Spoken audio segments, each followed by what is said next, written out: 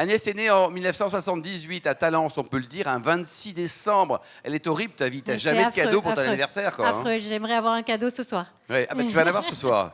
Après, donc, par contre, là où c'est formidable ta génétique, c'est que tu es issu d'une famille de vignerons.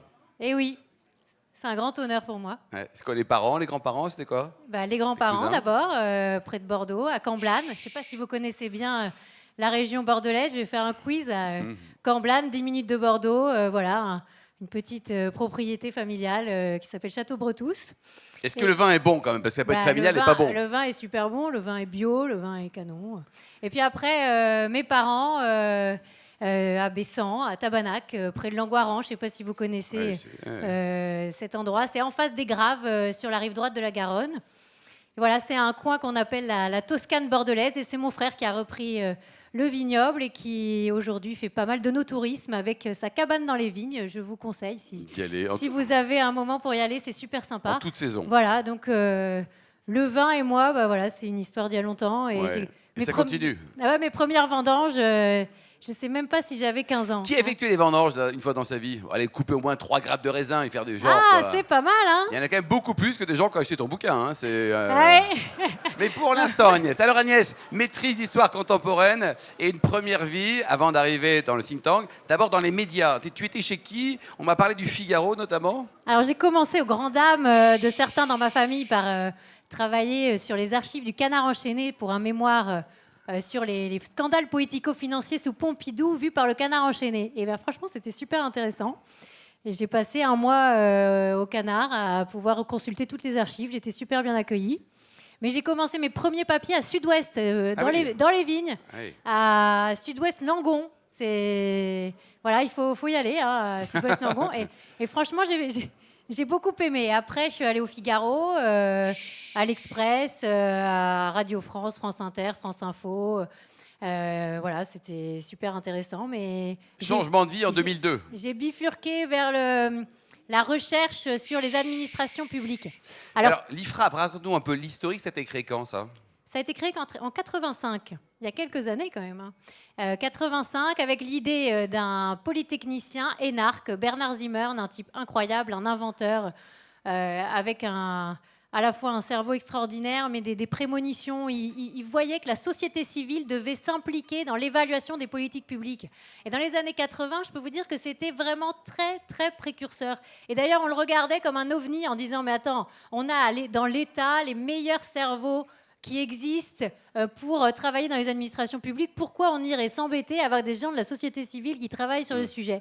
Et aujourd'hui, c'est beaucoup plus à la mode. Et alors, il a créé une structure qui est l'IFRAP, qui est devenue maintenant une fondation d'utilité publique, qui est quasiment une des seules à être entièrement indépendante. Pas de financement public, que des dons, 17 000 donateurs, et des donateurs qui donnent plutôt des petits dons, qui sont plutôt des personnes physiques. Combien ils donnent?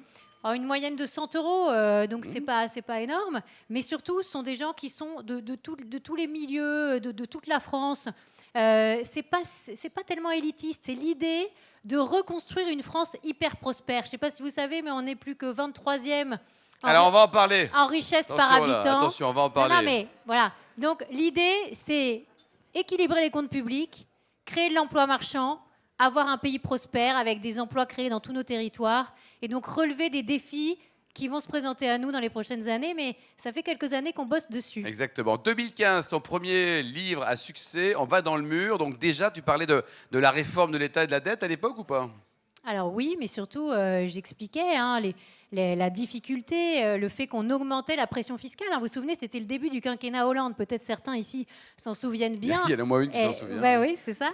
Ouais. Et début du quinquennat Hollande, qu'est-ce qui se passe? On augmente énormément le poids de la fiscalité sur les ménages, sur le capital. Vous vous en souvenez, cette fameuse idée, il fallait absolument imposer le capital comme le travail. Aucun pays ne le fait.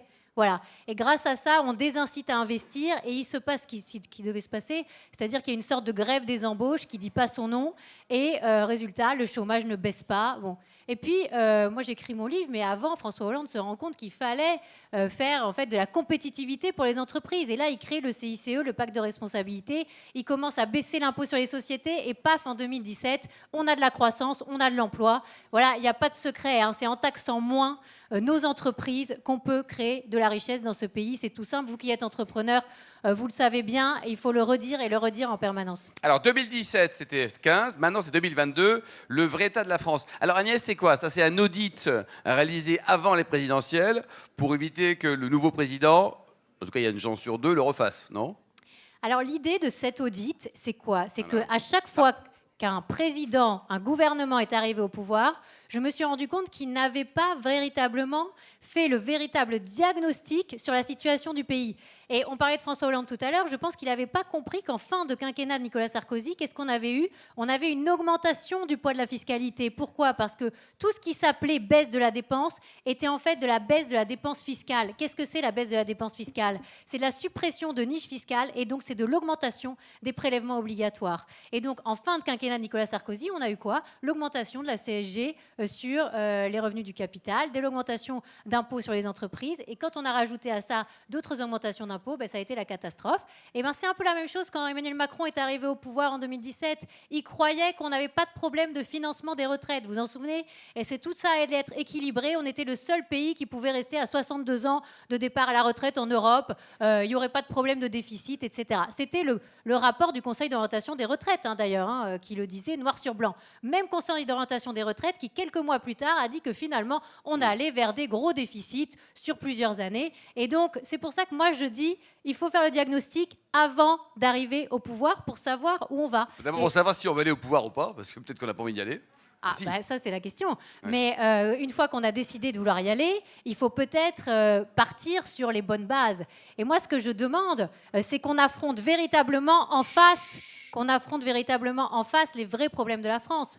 On a ce PIB par habitant où on a chuté dans les classements. Moi, alors, je 23e, tu disais. Oui, 23e sur mais quand on était dans les années 80, on était 11e au monde. Là, on est 23e au monde. Et pourquoi, Agnès, alors? Comment ça se fait? C'est pas dans le bon sens. Tout simplement parce qu'on a un petit problème. On est le pays qui dépense le plus, qui taxe le plus et qui travaille le moins. Alors, justement, 7000 heures de travail en moins, tu indiques dans le bouquin. Non, 7 milliards. 7 milliards. Mais 7 milliards par rapport à qui? Par rapport à quoi? Par rapport à la moyenne des pays européens qui nous entourent.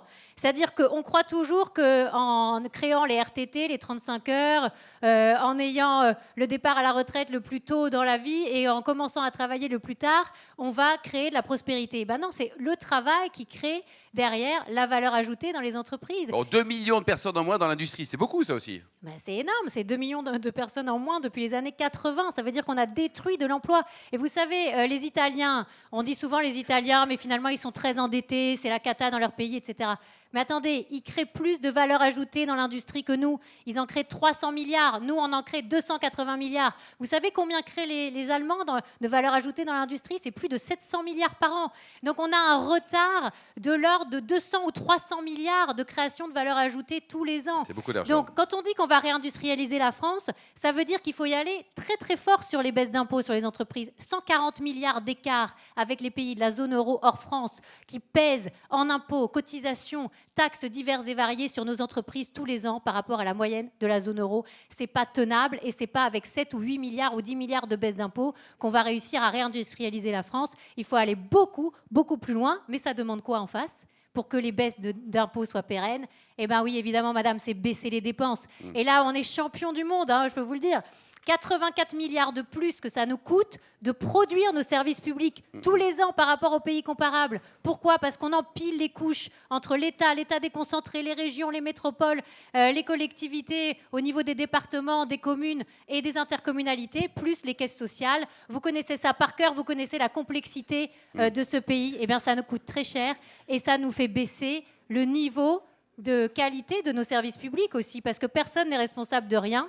Donc j'appelle dans mon livre à revenir à de la rationalité, c'est-à-dire chacun connaît les missions publiques. J'aimerais bien savoir qui dans la salle connaît la répartition des missions publiques dans ce pays. Vraiment, là, on peut offrir un cadeau à celui qui nous donnera la bonne réponse. La dette est abyssale. On va tutoyer les 3 000 milliards. Là. Ça appartient à qui, notre dette, alors? Qui sont les heureux propriétaires de la dette de la France? Justement, j'aimerais bien le savoir, et vous aussi, et nos parlementaires aussi aimeraient bien le savoir.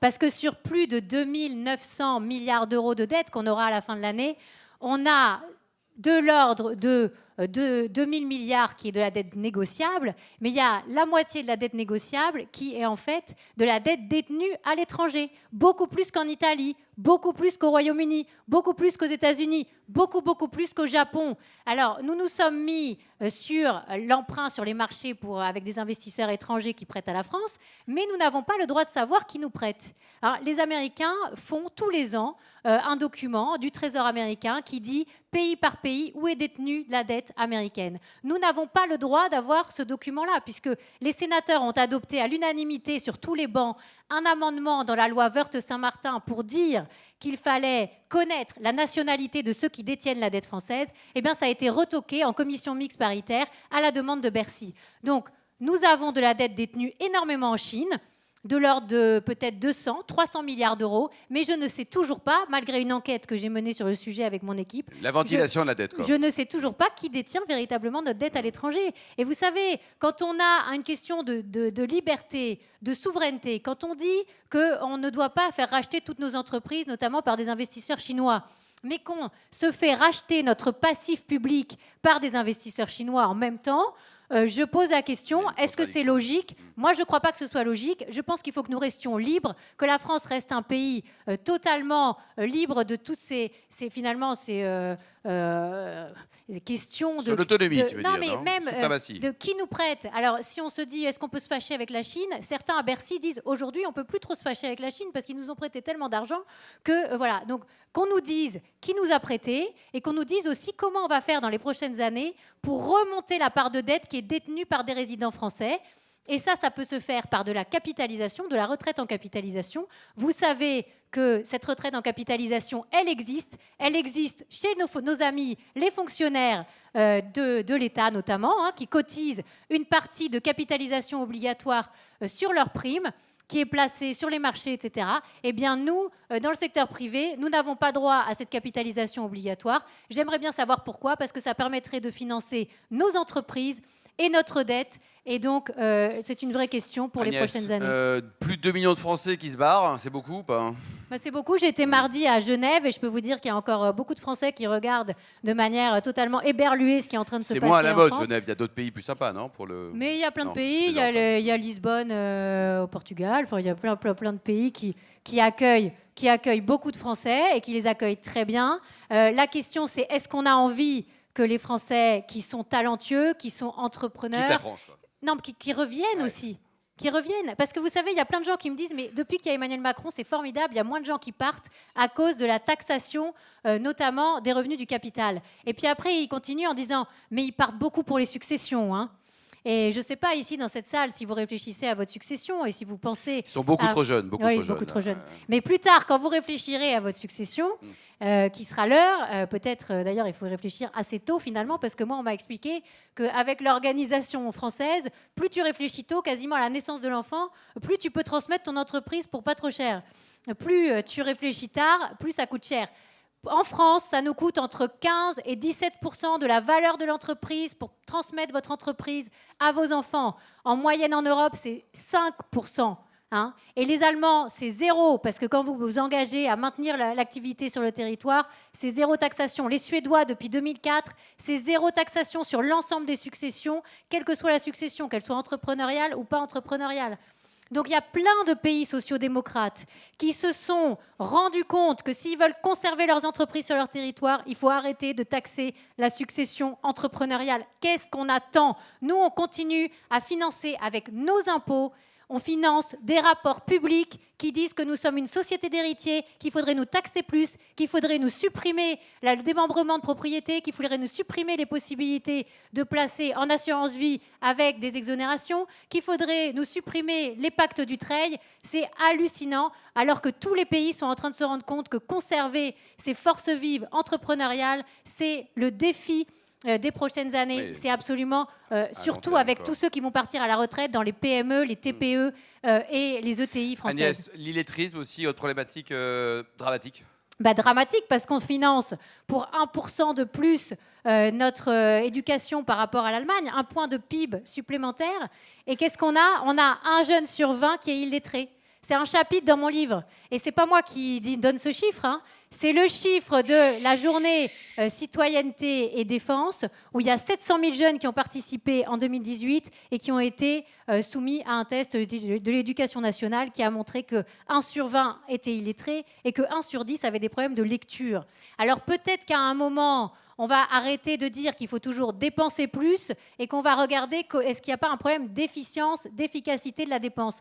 Nous avons une éducation nationale qui a le plus de personnel technique, le plus de personnel administratif, qui a une organisation qui finalement, aujourd'hui, n'a pas fait ses preuves. On a un enseignement privé sous contrat et je ne sais pas où sont scolarisés vos enfants aujourd'hui, si c'est dans le privé ou si c'est dans le public, mais il y a une hypocrisie dans ce pays parce que tous ceux qui sont dirigeants du pays, tous ceux qui sont élites de ce pays mettent leurs enfants dans le privé et ensuite ils disent il ne faut rien changer à l'éducation nationale. Eh bien ça, c'est pas normal parce qu'au bout d'un moment, on va se rendre compte qu'on a des résultats comme ça dans le public et que c'est finalement l'alternative qu'on offre à ceux qui sont les plus modestes. Alors peut-être que demain, on pourrait dire que les écoles qui ne marchent pas, les lycées qui n'ont pas de résultats, ceux qui emmènent une certaine jeunesse qui est souvent la plus pauvre vers des situations de carrière qui sont vraiment pas du tout enthousiasmantes, eh bien on pourrait les faire gérer par d'autres et déjà voir si ça irait pas mieux. Parce que nous, on a fait tous les comparatifs à la Fondation IFRAP et j'en parle dans mon livre.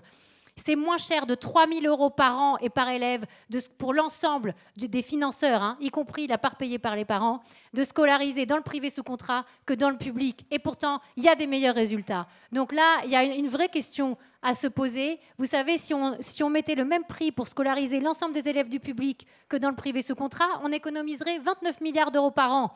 Alors là, il y a des questions véritablement à se poser pour les prochaines années.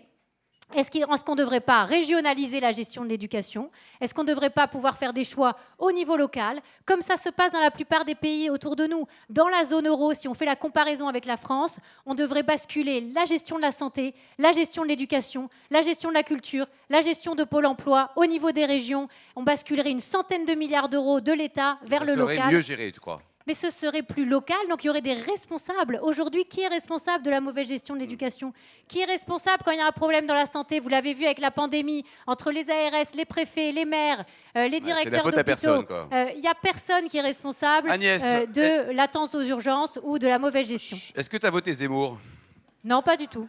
Tu as voté pour qui? Je ne dirais pas, c'est secret.